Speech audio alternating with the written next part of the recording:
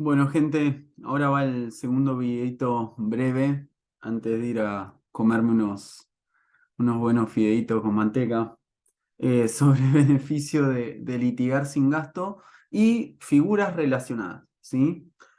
Algo también nosotros dijimos en el último encuentro sobre la parte final.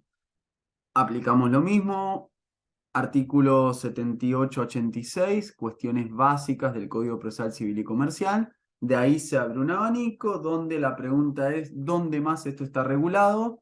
Y tengo que ir a bucear en función de los regímenes diferenciados provinciales, sea la 12.008 o lo que sea.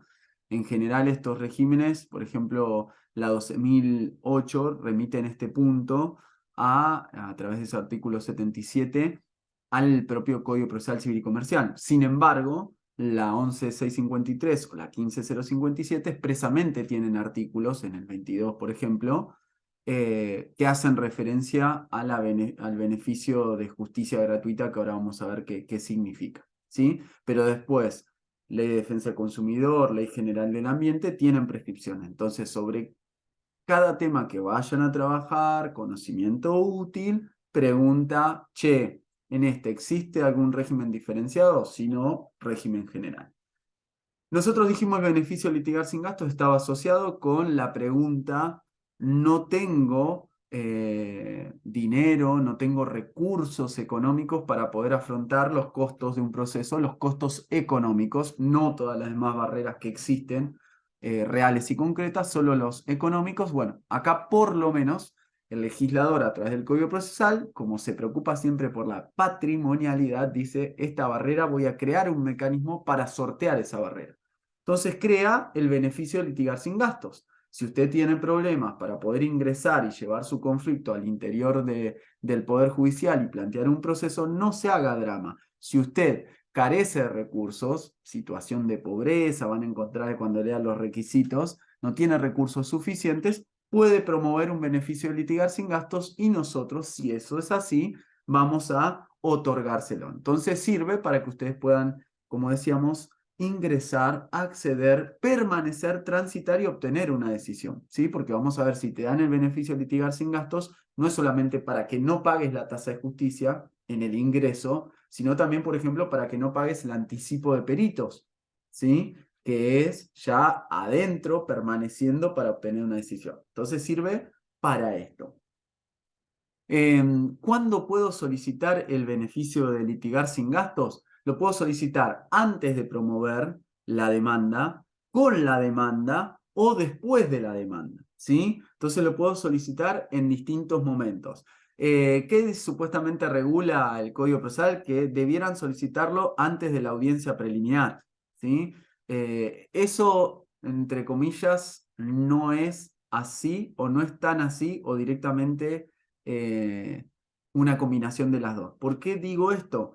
Porque, como les decía también en el último encuentro, depende para qué lo pidan, ¿sí? Primero, no es algo que deba solicitarse ahí, está pensado ahí de forma lineal. En el razonamiento se supone que si vos no tenés plata para soportar los gastos de una tasa de justicia o lo que sea, los pidas antes de la demanda o con la demanda. Por eso dice la audiencia preliminar es demanda, contestación, audiencia preliminar. Entonces, el legislador fijó eso como una pauta temporal, pero pensando en esta lógica, lo cual no quiere decir que eso sea así, porque como también hablamos, puede que ustedes tengan dinero para soportar el gasto de la tasa, para soportar el gasto del perito y no para pagar el depósito si van vía extraordinaria a la Suprema Corte Provincial. Entonces lo van a pedir no en primera instancia, sino en la Cámara cuando tenga una sentencia de Cámara adversa. ¿Sí? Tramitaron todo el proceso, primera instancia. Apelaron porque le rechazaron la demanda. Fueron a la Cámara en un juicio por 200 millones, por no sé, lo que sea.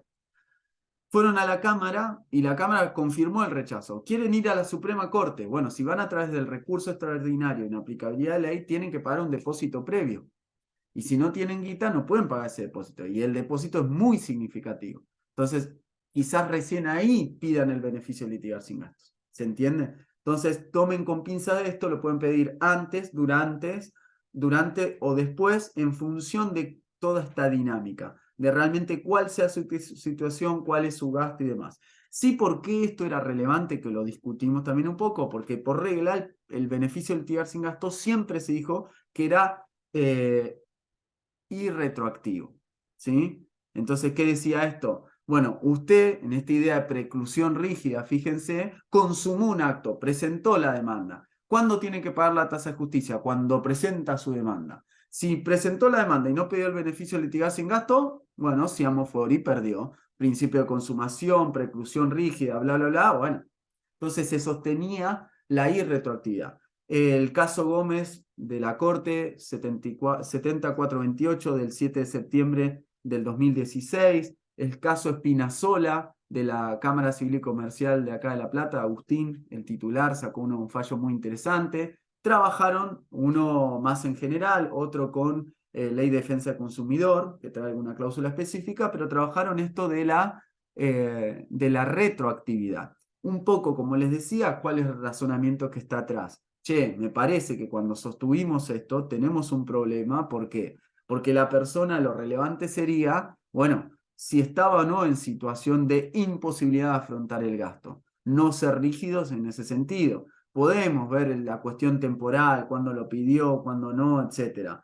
Pero si la persona demuestra que claramente no presentó con la demanda, pero lo presenta 2 semanas después, ¿sí?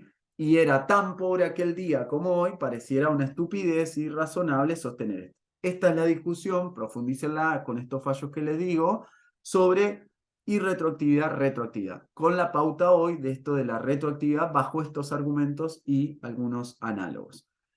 El beneficio, ¿ustedes cómo esto se trabaja? Yo les dije, es una presentación, como va a ser cualquier presentación que llevará un título que será solicito beneficio litigar sin gastos. Si lo hacen adentro de una demanda, la demanda va a ser un apartado aparte donde digan apartado 25, solicito beneficio litigar sin gastos. Lo relevante que entiendan cuál es el objeto de los que están pidiendo y además, como toda petición, por qué, para qué, cómo, con qué evidencia, cuáles son los hechos, ¿sí? Todo eso tiene que estar. Entonces, cuando ustedes lean entre el 78 y el 86, ¿qué van a ver? Bueno, ¿cuáles son los recaudos? Los recaudos no son lo mismo que la demanda, no, porque acá lo que están discutiendo y tienen que ustedes probar y demostrar es que no tienen recursos suficientes para solventar ese proceso. Entonces, lo que tienen que demostrar es la insuficiencia de los recursos. Entonces, los hechos que tienen que contar, sea que lo presenten a través de una presentación autónoma o con su demanda, es eso, relatar los hechos asociados no a qué pasó con el conflicto, sino, obviamente, a por qué están en una situación de insuficiencia de recursos. Soy Matías Ucunza, trabajo en relación de dependencia atendiendo una estación de servicio, cobro esta cantidad de dinero, no tengo ningún tipo de propiedades, no tengo familia ni vínculo a quien pedirle dinero, no tengo esto, no tengo aquello, soy así, soy asá, bla, bla, tengo 3 pibes con uno con este problema, aquel otro. ¿Se entiende? Narro esos hechos porque lo que tengo que mostrar es que tengo insuficiencia de recursos para afrontar un juicio con Cablevisión por 2 millones de pesos. Entonces, lo primero que voy a tener que sostener, por fuera del título y esta forma, todo esto que venimos hablando, como cualquier presentación, es entender el objeto de la petición. Y obviamente ahí va a aparecer la triada que siempre hablamos entre hechos, evidencia y derecho. Entonces, los hechos van a trabajar sobre esto. El recaudo también, como yo les decía, es esto de la insuficiencia de recursos. Este es el corazón. Insuficiencia de recursos no tiene nada que ver con pobreza y tampoco con subsistencia. Es decir, no tienen que ustedes ser indigentes abajo de la indigencia o abajo de la línea de pobreza o pobres. No. Y tampoco con que tengan lo suficiente para subsistir. Tampoco. ¿Sí? Recuerden el ejemplo que yo les daba que por ahí les pinta el panorama mejor. Ustedes pueden tener un laburo y tener una casita, o tener un laburo donde cobren más o menos y alquilar y un autito, pero si tienen que hacer una demanda por 3, no sé, 5 millones de pesos o lo que sea, bueno, quizás no tienen recursos para pagar la tasa, para pagar esto, que es el 2 por 2,2 la tasa, ¿sí? Por eso el concepto insuficiencia de recursos es un concepto jurídico indeterminado. Tenemos claro zona de certeza positiva, negativa, pero en el medio hay un halo de penumbras que hay que definir, que hay que llenar de contenido y bla, bla, bla. Bueno, zona de certeza positiva, si vos sos Amalita Fortabat y tenés que, va a ser difícil que me puedas mostrar que, salvo que tu demanda, y ahí viene lo del concepto relativo, sea por 25.000 millones de dólares. Entonces, capaz que Amalita Fortabat no tiene para pagar el 2,2 por más que tenga una fortuna. Ya está muerta, ¿no? Pero, ¿se entiende? Entonces, es un concepto relativo. Y obviamente, la zona de certeza negativa, ¿cuál es? No tenés un cobre, está en situación de calle. Claramente, ¿sí? En el medio, todas las situaciones que más o menos pueden ser, donde el corazón, otra vez, es entender que es un concepto relativo y entender que va a estar definido por la pretensión, ¿sí? Por el alcance, por la cuantificación de esta pretensión.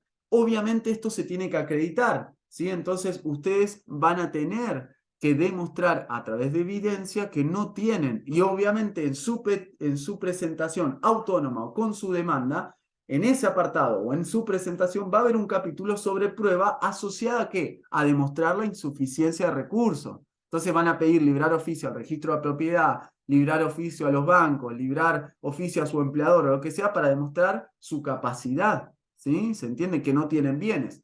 Acá el problema es muy interesante, ¿por qué? Porque tienen que demostrar un hecho negativo y sobre los hechos negativos no hay pruebas directas, son siempre indirectas, ¿sí? No tengo recursos suficientes, ¿se entiende? Entonces, ¿cómo pruebo que no tengo? No hay forma de probar el no, por eso es un hecho negativo. ¿Qué tengo que probar?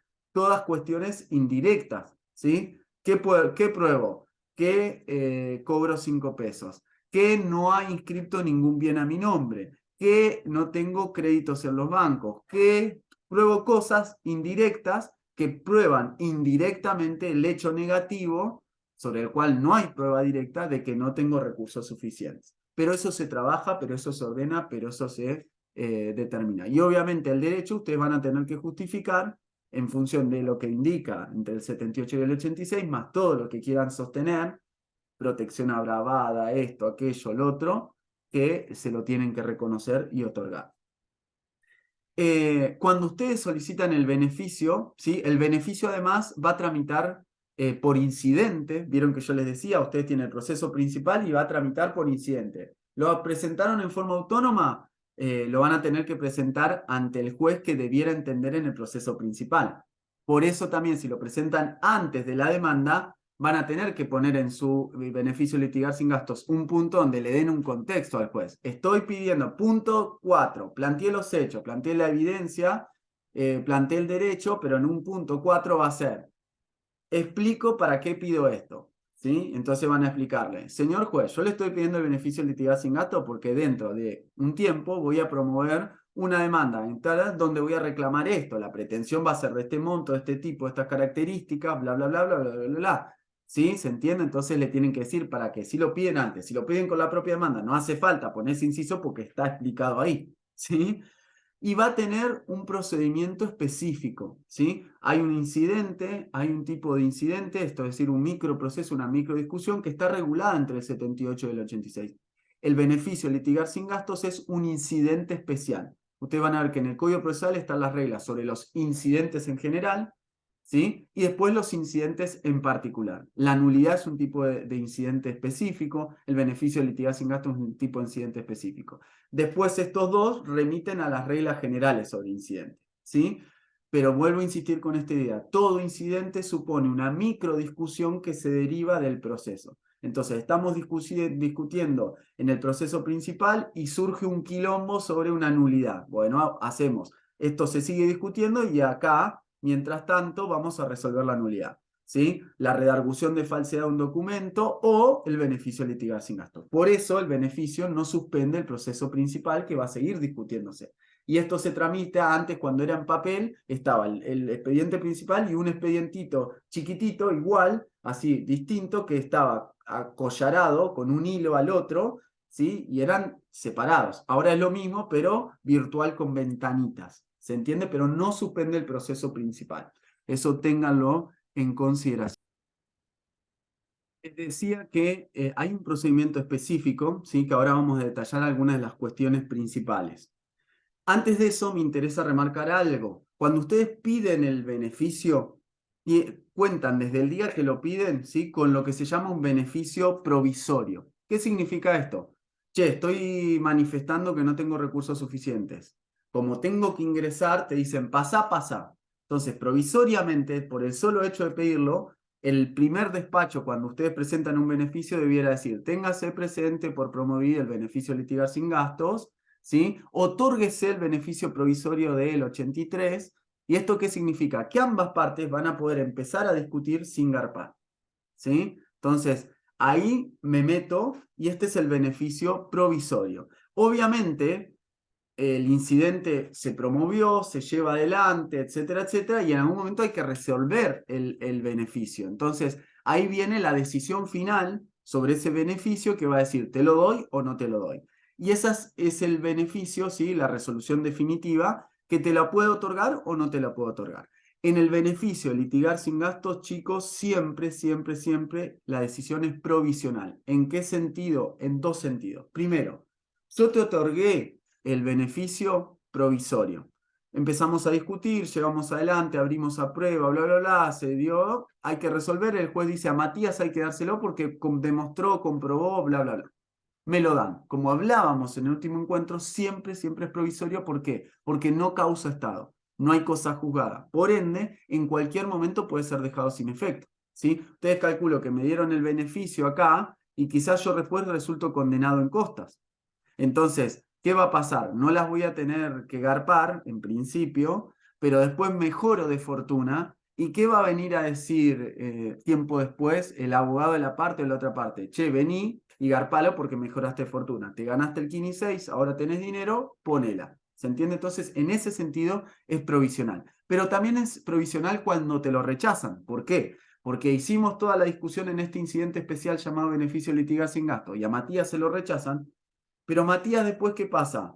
Perdió todo lo que tiene, porque le fue mal, porque apostó, porque lo que sea. Puede volver a traer nueva prueba que demuestre, che, antes tenía una casa, me la hicieron, ¿sí? Me la hipotecada, me la ejecutaron. Perdí el empleo, hice esto, hice lo otro, cambió el estado de cosas. Entonces, como cambió el estado de situación, puedo volver a pedirlo, demostrando que cambiaron las circunstancias de hecho, con nueva evidencia, y me lo pueden dar ahí, ¿se entiende? Entonces, en los dos sentidos siempre es provisional, ¿sí? Eso ténganlo en consideración.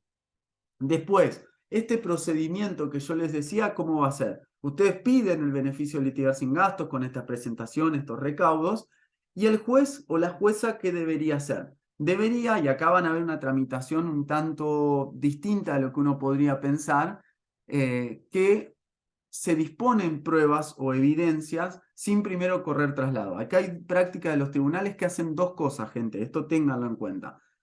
Presentado el beneficio de litigar sin gastos, le corren traslado a quien va a ser demandado. ¿Por qué? Porque obviamente este está interesado porque si a vos te dan el beneficio, este puede ser que no pueda cobrar las costas después. Che, me están demandando, me van a hacer litigar y le voy a tener que pagar yo a mi abogado cuando este no tiene razón de nada. Pero como va a tener el beneficio, en principio no va a tener que garparla. ¿Se entiende? Entonces, este siempre está muy interesado. No se la toman muy en serio los abogados cuando discuten beneficio. Y los jueces suelen otorgarlo con mucha liviandad, porque además es un hecho negativo. Entonces, eso OJ ahí, ¿sí?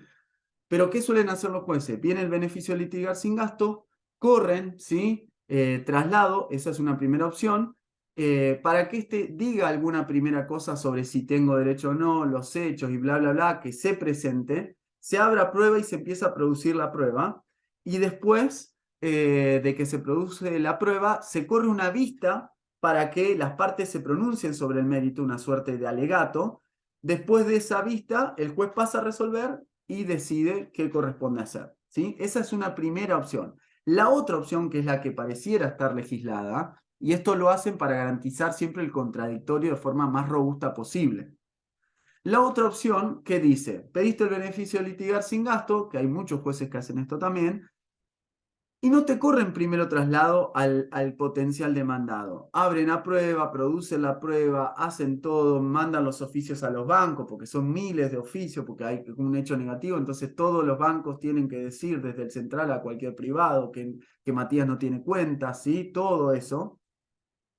Y una vez que tienen eso producido, ahí corren vista al demandado, al potencial demandado, y puede ser que todavía no haya promovido la demanda, para que éste se pronuncie sobre esa prueba, sobre lo que yo estoy pidiendo y demás, para decir no, no es cierto que no tenga recursos, surge evidente de esto, de aquello, del otro, y después pasa a resolver y decide. Fíjense que cambia porque no hay un primer traslado, sino que directamente se hace una vez producida la prueba. Pero este es el procedimiento específico que está regulado. Obviamente, cuando el juez decide, tiene un margen de apreciación judicial bastante amplio. Primero porque, como venimos hablando, la discrecionalidad es muy amplia, solamente rige la sana crítica, no hay métodos interpretativos, la libertad con que se maneja en función del corset de los hechos es problemática, por todas esas cosas. Pero también hay un tema central que hay, es el de que se trata de un hecho negativo. Entonces es un tema, ¿sí? Cómo valorar hasta cuándo, ¿sí? Para no restringir el acceso, para favorecerlo. Bueno, esa es una discusión y esto hay que reconocerlo, es un problema.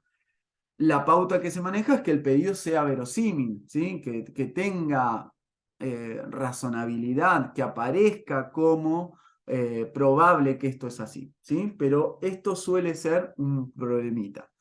Y otro tema central también son los problemas prácticos de los beneficios de litigar sin gastos. Todos estamos de acuerdo con que otorgar los beneficios de litigar sin gastos de forma amplia, aquello, lo otro. Ok, pero hay cuando corresponda, ¿no? Pero de favorecer para garantizar igualdad estructural. Ok, perfectísimo.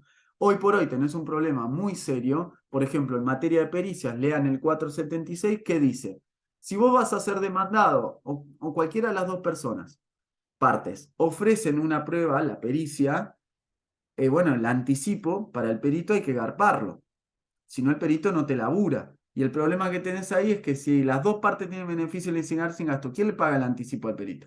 Otra cosa, las dos tienen beneficio de litigar sin gasto. ¿Qué sabe el perito? Que si una resulta condenada, no. Al contrario, el perito sabe, imaginemos una sola tiene beneficio de litigar sin gasto. La otra te dice, ¿por qué lo tengo que garpar yo? No hay reglas claras que lo digan. Ese es otro problema de regulación, ya no de práctica. El perito también sabe que no le va a querer pagar esta. ¿Se entiende? Bueno, terminan yendo a la asesoría pericial, que es la asesoría pericial es el organismo público, que está estallado, que no tiene nombramientos. Esto también es un tema súper problemático. No hay inscriptos en peritos porque no les pagan bien, porque los cagan, porque no les regulan bien los honorarios, porque por miles de factores también lo vamos a ver. Pero acá tienen un problema súper complejo que generalmente no se atiende, no se ve, no se conoce, no se discute seriamente, pero que tiene que ver directamente con el beneficio de litigar sin gusto. No para mermar la protección, sino para, siendo esto así, ver cómo haces. Hay sistemas que diseñan esquemas mixtos entre público y privado, pero serios, donde esto te lo regulan seriamente y te dicen, por ejemplo, bueno, la gente que tenga beneficio de litigar sin gasto y pertenezca a este colectivo tiene esta, así, va a la asesoría pericial. Aquellos otros no. ¿Por qué Credil va a la asesoría pericial? ¿Se entiende? Pero lo dejo ahí para que ustedes lo vean, para que lo tengan en consideración, por más que después profundicemos sobre pericias y estos problemas, vean la conexión entre pericias, beneficio de litigar sin gastos y acceso a la justicia. Hay un par de temitas. Cuando yo les hablaba sobre el procedimiento, hay algo que no dije que es relevante, que el reconocimiento puede ser total o parcial, no necesariamente te tienen que hacer lugar a todo, ¿sí? Eso ténganlo en cuenta. Y hay otra cosita ahí que también es interesante, es que la apelación, me dieron el beneficio a mí, la otra parte apela, pues ¿cómo se lo van a dar si tenía recursos suficientes? Esa apelación es con efectos, ¿sí? No suspensivo. ¿Qué significa que van a leerlo como devolutivo?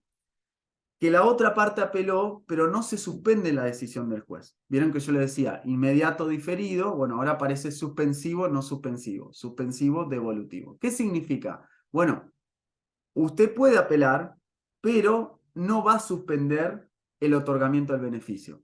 La persona va a seguir gozando del beneficio, usted va a apelar, lo va a tratar la Cámara, pero esta persona sigue. Después la Cámara se pronunciará, ¿sí? Sobre si estaba bien o no mi decisión, juez de primera instancia. Pero mientras tanto, esta persona goza de eso. Lo mismo pasa en cautelares. Son las dos grandes decisiones que tienen efecto no suspensivo, entre otras, en alimentos también, pero donde es lógico, si ustedes se piensan, embargo un inmueble porque tenía derecho había peligro y bla, bla, bla. Viene la otra parte y apela. No se levanta el embargo, sigue el embargo. Bueno, acá lo mismo, sigo gozando del beneficio, eso ténganlo en consideración, ¿sí? El otorgamiento del beneficio trae un montón de beneficios, valga la redundancia. Te van a eximir vas a estar en principio exento de la tasa de justicia, de los sellados, del pago de los edictos, de los costos de los oficios. En la medida cautelar no vas a tener que dar caución real, sí vas a estar exceptuado, sí vas a poder labrar el acta ante el propio secretario, es decir, no va a tener que ir a hacer un poder privado para, ¿sí? Todos una serie de beneficios que son interesantes para pensarlos como consecuencias de este beneficio de litigar sin gastos. El plazo que les va a correr traslado a esa vista que yo no les dije, véanlo en el código, 5 días. En este caso es igual que el plazo genérico, cuando no hay previsión, pero eso también pónganle un ojo, empiecen a ponerle ojo a los plazos, ¿sí? Para tenerlos en consideración. Hasta acá, y otra cosa, un par de cosas más que no dije. Imagínense que gana el actor, ¿sí? Yo tengo beneficio de litigar sin gastos, pero gano yo. Por lo tanto, las costas las debiera pagar la parte vencida. Bueno, en este caso, el propio código reconoce que le puede pedir el abogado de la propia parte que le pague los honorarios suyos hasta una tercera parte de lo que recibió. ¿Sí? Esto también ténganlo en consideración, ¿sí? Después la propia parte le reclamará a la otra. Pero si yo gané y tenía beneficio de litigar sin gasto, mi abogado me va a decir, che, te puedo reclamar hasta una tercera parte, ¿sí? De lo que recibe, y después vos le reclamarás a los otros, ¿sí? Eso ténganlo en consideración también porque es una cláusula importante, sobre todo si piensan en cómo carajo poder cobrar. Y la última cuestión sobre esto también tiene que ver con la extensión de este beneficio a otros tipos de procesos con las mismas personas, ¿sí? Acá hay una discusión. En principio la regla dice las mismas personas en el proceso, ¿sí? ¿Por qué es esto? Porque se supone que si yo estoy discutiendo con ustedes sobre un régimen de comunicación y después tengo que discutir sobre alimentos, es la misma persona. Entonces vos pudiste defenderte, cuestionar. Después la otra está que se ha querido extenderlo a otras personas en otros procesos. El problema ahí es que la persona no pudo cuestionar mi falta o no falta de recursos suficientes para esa pretensión. Por ende, en principio no sería trasladable a otro sujeto. Sí voy a poder usar esa prueba documental para llevarla a otra discusión para demostrar que no tengo recursos suficientes y demás, pero debería promover el mismo incidente porque la otra parte tiene derecho a cuestionar. ¿Sí? Acá esta extensión del beneficio es lógica, es razonable, porque por más que sea otro proceso, somos las mismas partes. ¿Se entendió, gente? ¿Sí? Y el último puntillo que a mí me interesaba es todos los que tienen que ver con figuras que tienen aires de familia, pero que son diferentes con el beneficio de litigar sin gastos. ¿Cuáles son todas estas? Distintos tipos de exenciones fiscales que están asociados a ciertos sujetos o ciertos tipos de conflictos donde el legislador construyó franquicias legales. ¿Sí? ¿Qué dijo el legislador? Che, muchachos, hay ciertos tipos de conflictos o ciertos tipos de sujetos que yo quiero que promuevan la defensa de sus derechos y no quiero que paguen las costas. ¿Sí? Y para eso no tienen que promover incidentes, porque ipso facto, ¿sí? Por la propia ley, por los propios hechos, la fuerza de los hechos, tienen que tenerlo. Y acá aparecen todo lo que tienen que ver no con beneficio de litigar sin gastos, sino con justicia gratuita o sus equivalentes. Van a encontrar muchas instituciones de este tipo con distintas denominaciones. Otra vez tiene que ver con el deber positivo de garantizar igualdad material reforzada, todo esto que venimos discutiendo, pero también con la promoción de ciertos tipos de conflictos para defenderlos, ciertos tipos de sujetos para lograr el control y bla, bla, bla. ¿Sí? Todas estas cosas que discutimos. Ejemplos, algunos ejemplos puntuales después lo profundizan. Regímenes especiales, ley 12.200 en provincia de Buenos Aires, gratuidad.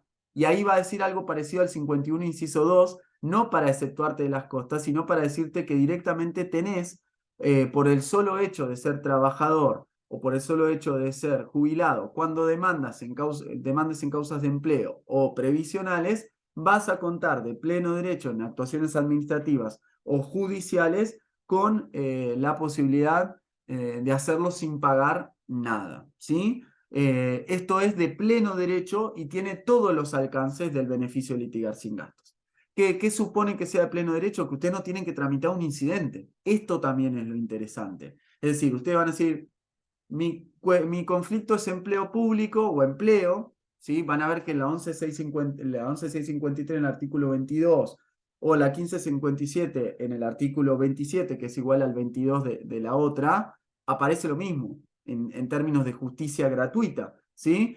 ¿Y qué significa esto? Que va a haber un despacho, imagínense que ustedes lo presentan con la demanda, que van a decir, punto uno, me aplica el beneficio, no el beneficio de litigar sin gastos, sino la justicia gratuita, porque es un tema de empleo, soy trabajador y estoy discutiendo por esto. Entonces, en el despacho va a haber, punto uno, téngase presente la demanda, bla, bla. Punto dos, téngase presente la prueba documental. Punto tres, ¿sí? Téngase presente que goza del beneficio del artículo 22 de la 11.653 o de la artículo 1 y concordantes de la 12.200. No hay que promover incidentes, no hay que hacer nada. ¿Se entiende? Entonces, este es un beneficio bastante interesante, ¿sí? Que ustedes tienen que tener en consideración. Y algunas reglas similares, ¿sí? Van a ver que aparecen en la 24.240 y la 25.675, que es Ley de Defensa del Consumidor y Ley General del Ambiente. Acá aparecen dimensión individual y dimensión colectiva. La 24.240 van a ver que habla de justicia gratuita, vean los artículos 53 y 55 y la Ley General del Ambiente, el artículo 32. La Ley de Defensa del Consumidor cuando diferencia entre individual y colectiva. Las colectivas claramente es gratuita siempre, ¿sí? Lo van a ver en el 55. Beneficio de justicia gratuita, se dijo que esto es distinto del beneficio de litigar sin gasto por todo lo que venimos hablando, y en los colectivos claramente pareciera, ¿sí? Que es lo que ha consolidado la Corte Suprema, lo que se ha entendido. En el 53 sí hay una trampita o algo que le tienen que poner un ojo, que es, usted goza del beneficio, cuando usted es un consumidor, una consumidora goza del beneficio de justicia gratuita, bla, bla, bla, bla, ¿sí? Por el solo hecho de plantear un conflicto de consumo y bla, bla, bla. ¿Y qué dice? El demandado va a tener que probar vía incidental, ¿sí? Que usted tiene recursos suficientes para poder afrontar ese tipo de conflicto. Entonces invierte y pone en cabeza del propio demandado desacreditar la existencia ¿sí? o la existencia de recursos para poder afrontar eso y romper de esa manera con esta suerte de presunción de reconocimiento que tiene el consumidor en clave individual, cuando promueve un caso individual, de acceder a la justicia. Esto obviamente, ¿qué hace? Relativiza el concepto de justicia gratuita que el legislador pareciera promover cuando dijo los casos de consumo porque son hipervulnerables y bla, bla, bla. ¿Sí? Entonces tengan en cuenta eso ahí, si les toca ser demandados, que ustedes pueden, a través de vía incidental, tengan en cuenta que después si pierden ese incidente, el incidente tiene costas. ¿Sí? Por eso guarda cuando discuten en un proceso muchas boludeces, porque pueden que ganen el proceso final, pero hayan promovido 10 incidentes, en todos perdieron planteando pavada, y les salga más caro todos los incidentes que haber ganado el juicio, ¿sí? Y después le tienen que explicar a sus clientes. Pero tengan en cuenta esto. Y la 25.675, también acá hubo muchas discusiones, porque hay jueces que entienden que, ¿qué dice el artículo 32? Que cuando vos promueves un caso de ambiente que va a ser colectivo, no tenés que tener restricciones de ninguna índole. Entonces, ¿qué pasa? Hay gente que achica interpretativamente y empieza, sobre todo jueces de instancia, algunas cámaras, a decir, che, bueno, pero en realidad es solamente la tasa de justicia, los gastos del perito, pero no todas las costas. ¿Se entiende? Entonces, el 32 dice sin restricciones de ninguna naturaleza y acá empiezan a aparecer todas estas, ¿sí? O solamente la tasa porque es el acceso de lo que corresponde al Estado, no los honorarios de, ¿sí? Esto es un problema porque a pesar de que la Corte pareciese haber respaldado esto, el problema que tenés, digo esto del acceso amplio del 32, lo que sí tenés es criterios jurisprudenciales de distinta gente que desconoce el alcance de este beneficio de justicia gratuita en cuestiones ambientales, ¿sí? Entendida como no deben existir restricciones de ningún orden. Bien, gente, los dejo acá, espero que les sirva. Y bueno, nos estaremos viendo el sábado, ¿sí? Sobre esto hay muchísima tela para cortar sobre los dos temas. Hay decisiones de la Corte que, por ejemplo, vieron que yo les decía, cuando ustedes hagan excepción al principio objetivo de la derrota, tienen que fundarlo. Bueno, en el caso CEPIS, se imaginarán, se recordarán que es el del aumento de las tarifas. En el periodo macrista, CEPIS era quien promovió la nulidad de esos aumentos porque no se había hecho audiencia pública. Era un caso de cajón, muy simple. ¿Sí? Che, mi planteo ¿cuál es? Para aumentar las tarifas hay que hacer audiencia pública. Así es simple. Se discutía eso. usted no hizo las audiencias públicas. Toda la discusión se basó en eso, clarísimo, ¿no? Y se condena y se hace lugar y se anulan las tarifas por eso. La pregunta era, las costas.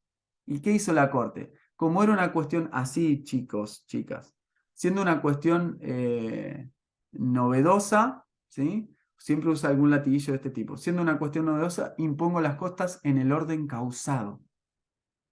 Novedosa, no tiene nada de novedoso. Ni la anulación de un cuadro tarifario, ni una tarifa, ni el hecho de que no haya audiencia pública. Lo ha hecho en un montón de otros casos también la Corte a propósito, cuando quiere, cómo quiere y dónde quiere. ¿Sí? Obviamente, si les digo los números que están ahí, ¿sí? Creo que eran 7.000 millones de dólares, una cosa así, es claro por qué lo hizo. Pero si va a hacer eso, hubiera tenido que justificar. Es irrazonable, bla, bla, bla, entonces vamos a adecuarlos.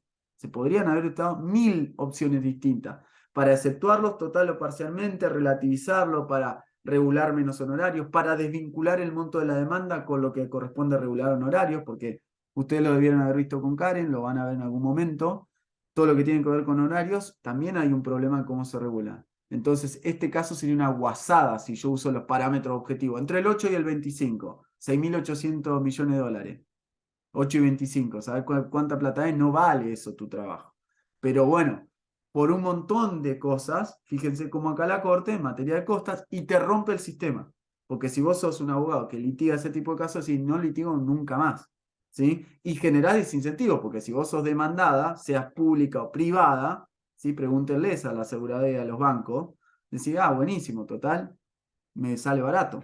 ¿Sí? Entonces fíjense cómo hay todo un diseño sistémico que se va rompiendo cuando hay cosas que son absurdas. Nos vemos el sábado, gente.